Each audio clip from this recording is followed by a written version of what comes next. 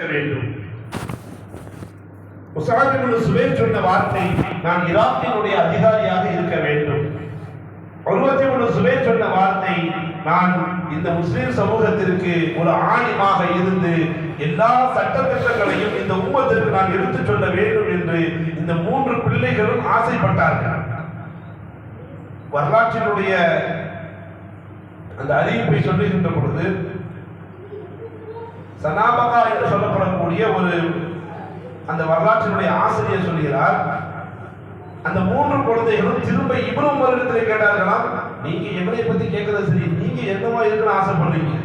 இந்த மூன்று சின்ன குழந்தைகள் அந்த பிள்ளைகள் நம்மள்ட்ட எதிர்கேள்வி கேட்கும். இந்த மாதிரியான அந்த மூன்று குழந்தைகளும் அப்துல்லாஹ் இப்னு சுபைர், முஸஅப் இப்னு சுபைர், உர்வத் இப்னு சுபைர், இந்த மூன்று குழந்தைகளும் திரும்ப இப்னு உமர் இடத்துல கேட்கிறாங்க, நீங்க என்னவா ஆகணும்னு ஆசைப்படுறீங்க? எங்களுக்கெல்லாம் இந்த பதவி வேணும் நாங்க ஆசைப்பட்டோம், அது எல்லாமே மக்களுக்கு நன்மை செய்ய வேண்டும் என்பதற்காக. நீங்க என்ன செய்யணும் ஆசைப்படுறீங்க? அத்தமன்னல் மக்ஃபிரா, அத்தமன்னல் மக்ஃபிரா, அல்லாஹ்விடத்திலே மக்ஃபிரத்தை மாத்திரம் நான் ஆதரவு வைக்கிறேன். ரப்புல் ஆலமீன் என் எல்லா பாவங்களையும் மன்னிக்க வேண்டும் என்பதற்காக. அந்த ஆசிரியர் சொல்கிறார், ஒரு பிந்திய காலத்திலே அந்த மூன்று பிள்ளைகளும் அந்த நாட்டினுடைய அதிகாரிகளாக வந்து அமர்ந்தார்கள், அந்த நாட்டினுடைய ஆலிமாக வந்து அமர்ந்தார்கள், அந்த நாட்டினுடைய கலீஃபாக வந்து அமர்ந்தார்கள். அந்த இப்னு உமரை பற்றி சொல்லுகின்ற பொழுது, இன்ஷா அல்லாஹ் அல்லாஹ் நாளைக்கு அவருக்கு மக்ஃபிரத்தை கொடுப்பான். இங்கே சொல்ல வரப்படக்கூடிய செய்தி, ஒரு ஆசை நமக்கு இருக்கணும். உகதித்தகலத்தை பெருமானார் ஸல்லல்லாஹு அலைஹி வஸல்லம் ஆட்களை எடுக்கிறாங்க. ஒவ்வொரு நபரா வந்து யுத்தகலத்தை நானும் கலந்துக்கிறேன். உங்க எல்லாத்துக்குமே தெரியும், அந்த யுத்தகலத்தினுடைய அந்த ஏற்பாடு என்பது பல்வேறு சிரமங்களுக்கு பற்றி நடந்துச்சு. எதிரிகள் 3000 பேர் இருக்கிறாங்க. அந்த கூட்டத்துக்கு எதிர்த்து போராடுவதற்கு பதில வெற்றி கிடைச்சிருச்சு. ஆனாலும் உகதுல கலந்து கொள்றதுக்கு ஒரு அச்சம் இருந்துச்சு.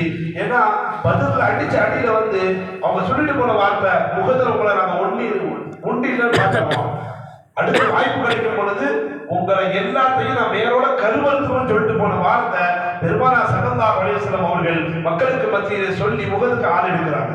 உகது இந்த காலத்தில் ஆள் எடுக்கும் பொழுது ஒவ்வொரு ஆணையா வந்து தேர்வு செய்யறாங்க.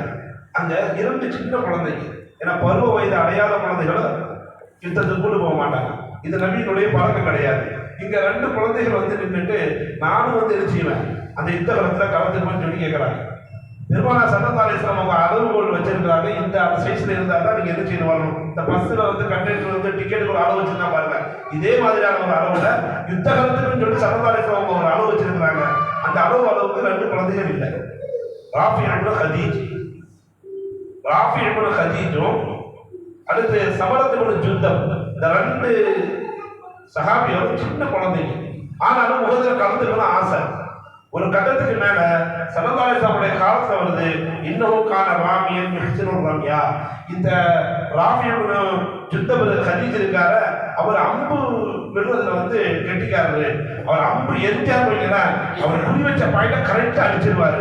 அவர் நமக்கு இருந்தாருன்னா யுத்த காலத்துக்கு நல்ல ஒரு பிரயோஜனமா இருக்குன்னு சொல்லி ஸல்லல்லாஹு அலைஹி வஸல்லம் காலத்துல போட்டுட்டாங்க. அப்ப ஸல்லல்லாஹு என்ன செஞ்சிட்டாங்கன்னா, அந்த ராஃபி இப்னு ஹதீஜ வந்து யுத்த காலத்துக்கு வந்துருமான்னு சொல்லிட்டாங்க. சமரத் இப்னு ஜுந்தப் அழுதுகிட்டே போறாரு. இன்னைக்கு இந்த விஷயத்துல நம்மளாம் வந்து எந்த இடத்துல இருக்கிறோம் யோசிக்க வேண்டும். கூட்டு போறது எங்க? வாழ்வா சாவாங்கிற இடம், யுத்த காலம், எதிரிகளோடு போராட வேண்டும். இந்த இடத்துல என்னைய வர வேண்டாம்னு சொல்லிட்டாங்கன்னு சொல்லிட்டு சமரத் இப்னு ஜுந்தப் அழுதுகிட்டே போறாங்க.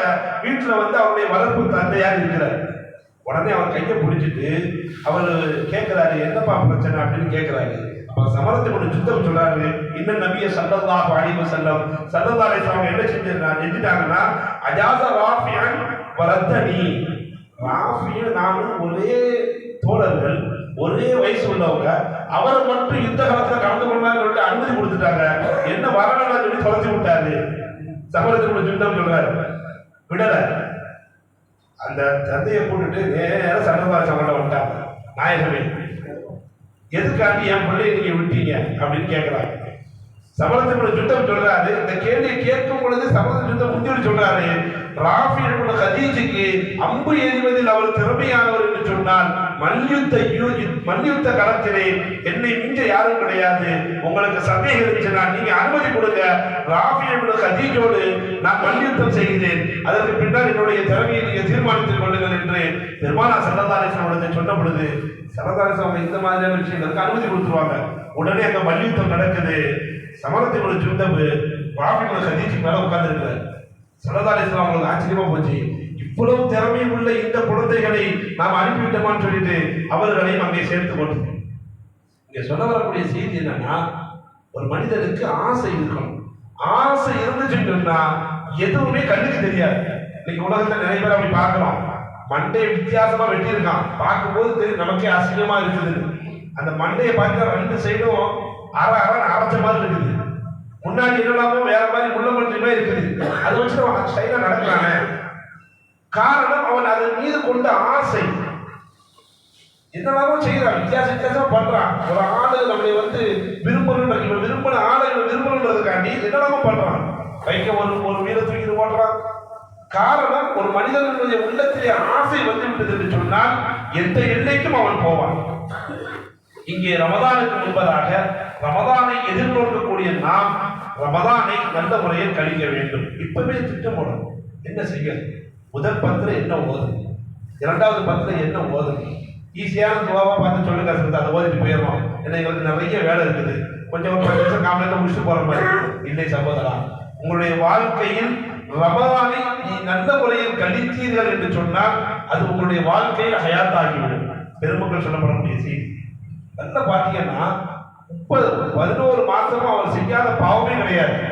ஆனா அந்த ஒரு மாசம் அல்லா அல்லா அல்லா அல்லான்னு இருப்பாரு. அடுத்த வருஷம் பார்த்தீங்கன்னா கொஞ்சம் மாறி இருப்பாரு போன வருஷத்தை விட. அப்படி எத்தனையோ நபர்கள் இருக்கிறார்கள்.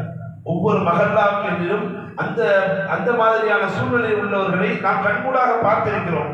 கண்ணியத்திற்குரிய அல்லாஹ்வின் நல்லடியார்களே, இந்த வருடம் அல்லாஹ் தஆலா நமக்கு கொடுத்திருக்கக்கூடிய இந்த ரமதானை கண்ணியமாக பாக்கியமாக அல்லாஹ் சொல்லப்பட்ட எல்லா கடமைகளையும் நாம் செய்ய வேண்டும். குர்ஆன்ல ரமதானுடைய மாசத்தில் என்ன செய்ய வேண்டும், என்னென்ன சட்டத்திட்டங்கள் இருக்குது, அது இரண்டாவது. என்ன செய்ய வேண்டும், ரமதானுடைய மாசத்தில் என்ன அமல்கள் செய்ய வேண்டும், எதையெல்லாம் எதையெல்லாம் செய்தால் ரப்பல் ஆலமீனுக்கு ரொம்ப பிடித்ததாக இருக்கும் என்கின்ற விஷயங்களை இன்ஷா அல்லாஹ் அடுத்து தொடர்ந்து பார்ப்போம். இந்த ரமதானை நாம் முழுமையாக அடைய வேண்டும் என்று ஒவ்வொருவரும் ஆசைப்பட்டு துவா செய்ய வேண்டும். ரப்பல் ஆலமீன் ரமதானை அடைகின்ற நசீபை தருவானாக. அதிலே நிரப்பமான திருப்தியான அமல்களை செய்யப்படக்கூடிய பாக்கியத்தை தருவானாக. எல்லா அமல்களையும் நம்மிடத்திலிருந்து ரப்பல் ஆலமீன் ஏற்றுக்கொள்வானாக. வாஹிரு தஅவானா அனில் ஹம்துலில்லாஹி ரப்பில் ஆலமீன். அஸ்ஸலாமு அலைக்கும் வரஹ்மத்துல்லாஹி வபரகாத்துஹு. சுன்னத் தொழாதவர்கள் சுன்னத் தொழு.